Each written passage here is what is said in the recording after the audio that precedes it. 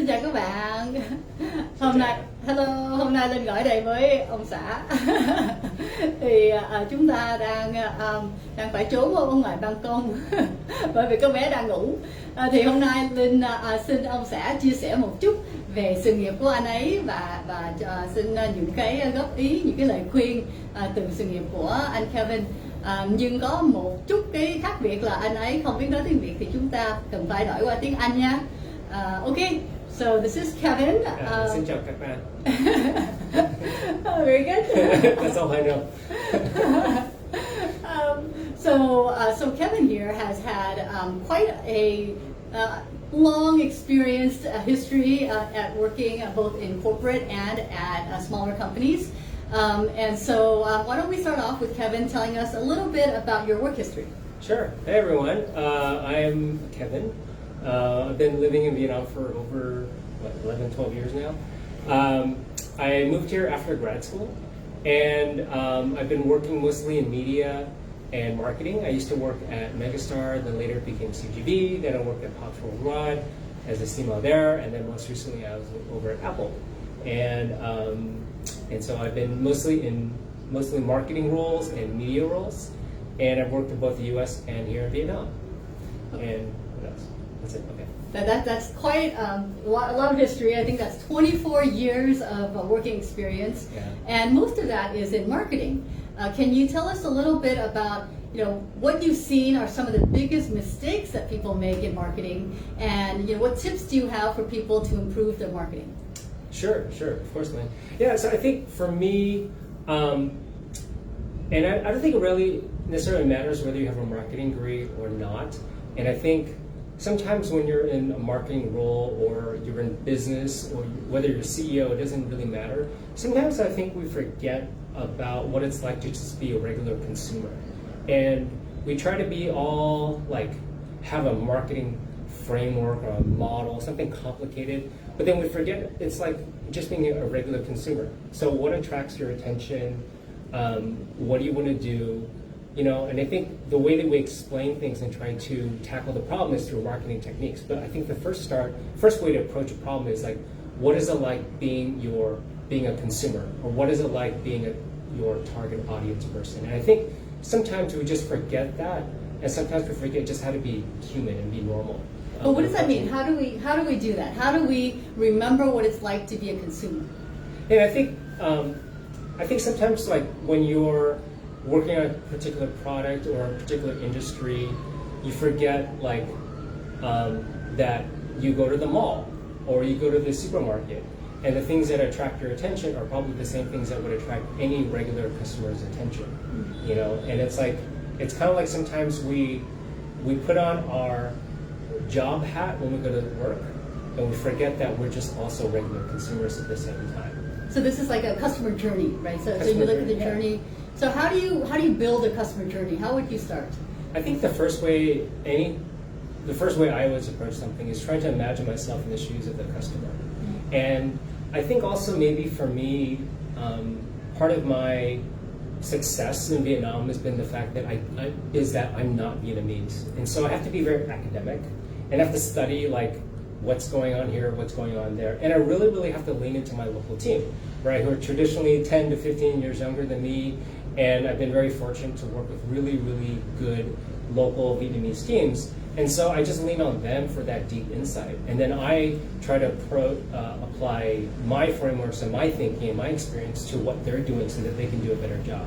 And so again, to circle back to that original question, it's much more about just asking a question like, what is it like to be that consumer? What is it like to be a teenager? What is it like to be a married mom, or a married dad? Things like that. Well, why don't we get a little bit more concrete? Can you give us an example, maybe from one of your prior jobs, whether it's at maybe Megastar or Apple, or yeah, sure. So I think one example I always had was I would talk about the team with what is the ideal number of impressions you want to have for a particular movie when you walk into the movie theater, and I said the target is 7 because seven times. So a person needs to see a poster of the movie 7 times. Before you even come to not a poster, but any sort of marketing material for a particular movie, you need to see it at least 7 times before you even come to a decision, right? That's just being familiar with a particular piece of artwork or that concept of that movie. And so what we always try to do is especially for our key movies, we would try to have at least 7 touch points. So they could be watching a trailer on the website, it could be seeing a poster on the website, it could be seeing a banner ad that shows up in your online confirmation, it could be the movie posters when you first walk into the movie theater, there could be a trailer that you see in the movie, it could be a trailer that you see in the lobby, it could be a trailer or some sort of a promotion at the concession stand or at the ticket box. Then, when you finish the movie, there may be additional times that you may see those movies. Again, you see the same posters, and so you try to get at least 7 to 8, especially for those really important movies. Okay, so then back to the journey. So they've seen something about the movie 7 times. Now what? So the next thing there really is just that's just getting them to a decision point, okay. Right? Then it's about, I think the focus then is about accessibility and enabling their purchase, right? And so reducing any sort of friction they would have. Friction meaning like things that would prevent them from buying, right? Or things that would cause them to stop and think, well, do I really want this? Well, what could prevent someone from buying? Is it something like price, or is it, what other things can prevent someone from buying?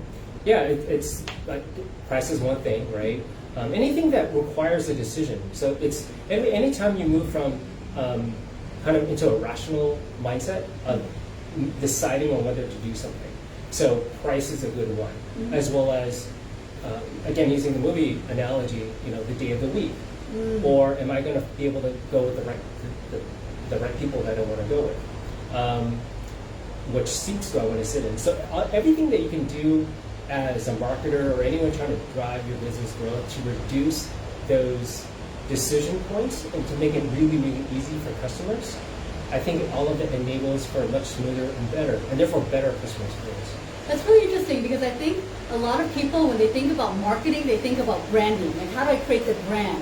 And all the things that you're describing, it seems a little operational, right? You're thinking about what seats are available or what day of the week. And so, I think I'm understanding what you're saying is you have to think about holistically, what is everything that the customer is going to experience when they think about your product, right? So it's not just the brand. Is that right? Correct, yeah. And I think for Vietnam, where so many things are new, I think sometimes brand can be, maybe I'll get in trouble sometimes, but I think sometimes brand can be overstated, right?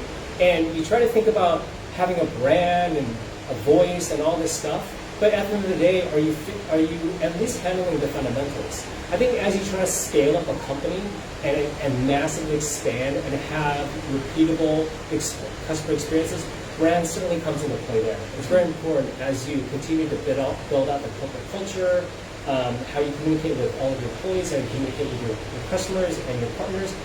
All of those brand factors do come into play there. But I think it's very important to have the fundamentals down. And I think the fundamentals has the broadest benefit for the entire country and for everyone that's trying to build a business. Okay, very interesting. So build the fundamentals, the foundation first, and then the brand goes on top. So let's switch gears a little bit and talk about a little bit of some of your personal decisions you've had in your life. So you were born in the U.S. Yes. Your parents are Singaporean and Hong Kong. But you're here in Vietnam. What made you decide to come to Vietnam, and what tips do you have for the younger people who may have a very big decision that they're making in their lives? How should they go about thinking about that decision and taking that leap to try something new? Yeah, good question. I get that pretty often, and I think it's a good story for anyone to learn about, right? So in the mid-2000s, early 2000s, I was basically in the family business, like a lot of people here in Vietnam.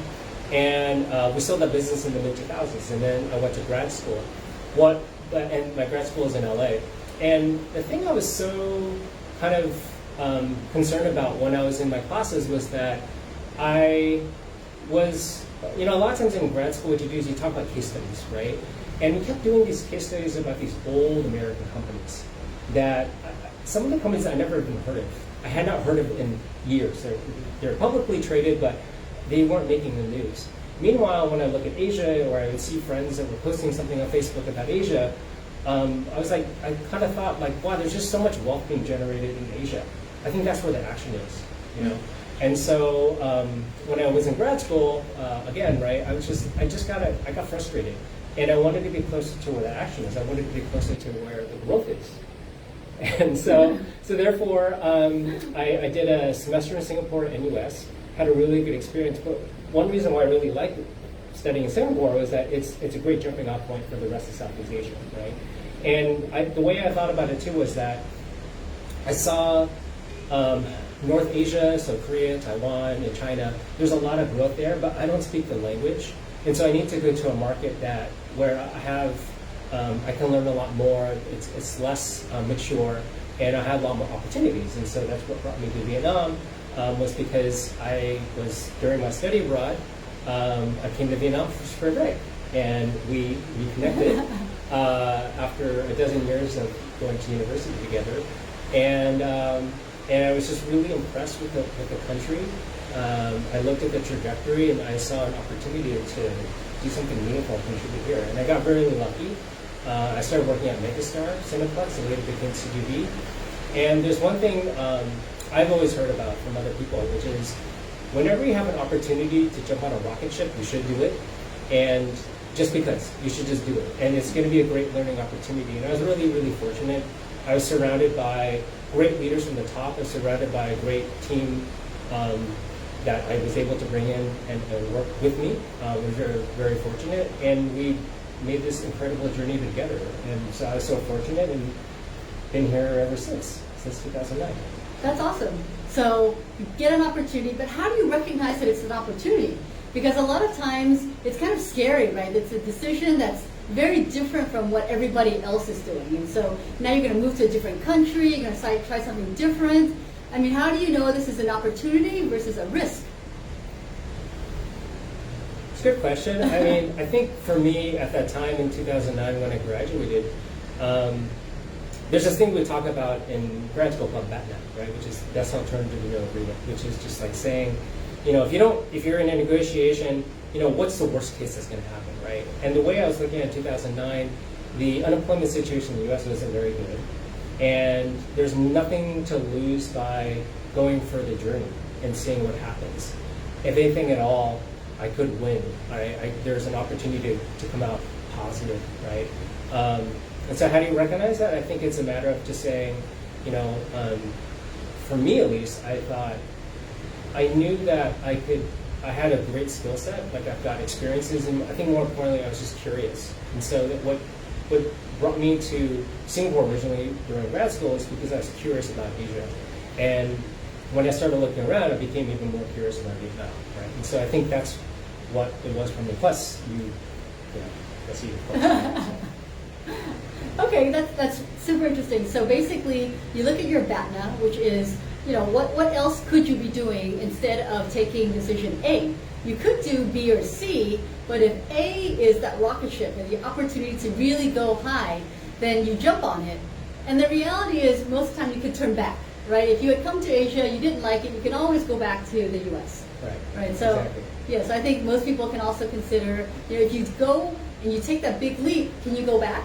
If the answer is yes, then why not? Right.